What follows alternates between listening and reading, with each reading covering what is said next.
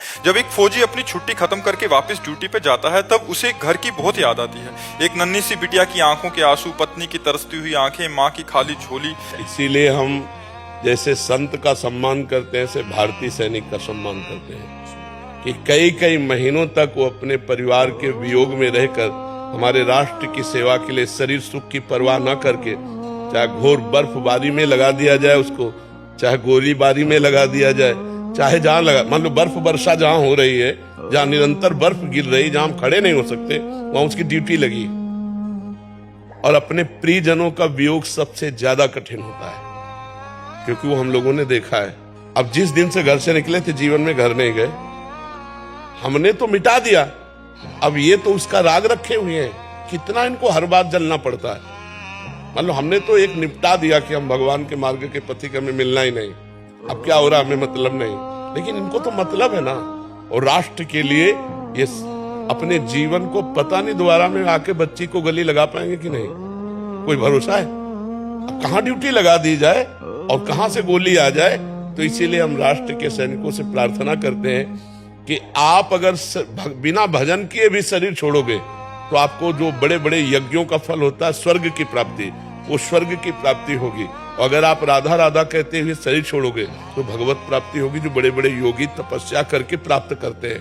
बस आपको राष्ट्र सेवा के लिए आपको अपने मोह का बलिदान देना होगा, आपको सहना होगा कि हम तिरंगे के लिए अपनी बेटी, अपनी पत्नी, अपने माता पिता सबको त्याग करके तिरंगे की रक्षा के लिए अपने जान अर्पित करते हैं। अगर बची जान तो उनके लिए है, नहीं तो तिरंगे को अर्पित करते हैं। सबसे ज्यादा भारत में सम्माननीय अगर कोई है तो त्यागी और वैरागी संत या सैनिक, हम दो को देखते हैं। मान लो आप बहुत बड़े पद में हो तो आपके साथ व्यवस्था है, अंगरक्षा है, आप अपने घर में चैन से अपने अनुकूल भोजन पा रहे हैं, समय पे सो रहे हैं, मनोरंजन कर रहे हैं। वो राष्ट्र का सैनिक, उसको जो मिला खड़े खड़े खा रहा है, जरूरत पड़ी तो गोली चला रहा है, और या हर कष्ट सह रहा है। अपने परिवार से फोन से बात करने का भी समय उसको नहीं मिल सकता।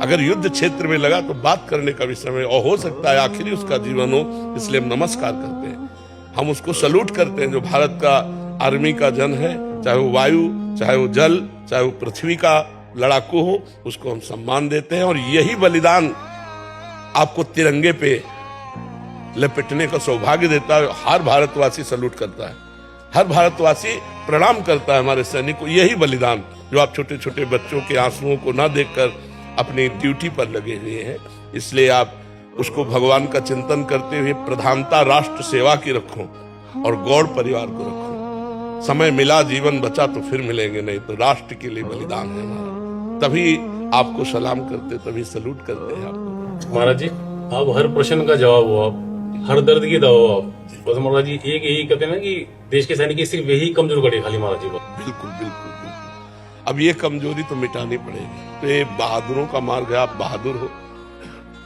आप नॉर्मल इंसान नहीं हो, आप राष्ट्र सैनिक हो तो नॉर्मल की तरह बर्ताव भी नहीं होगा आपका सिंहवत बर्ताव होगा। जब परिवार की तरफ जा रहे हैं तो इस समय पूरा प्यार परिवार को, और जब परिवार से मिले तो जय हिंद। अब हम जानते भी नहीं, राष्ट्र के लिए हमारा जीवन समर्पित। ऐसे वीर बहादुर बनो तो लोक परलोक सब तुम्हारे हाथ में रहेगा। कोई साधारण बात नहीं है, आप राष्ट्र सैनिक हैं। कोई भी ऐसा नहीं है जो सैनिकों के द्वारा सुरक्षित ना हो।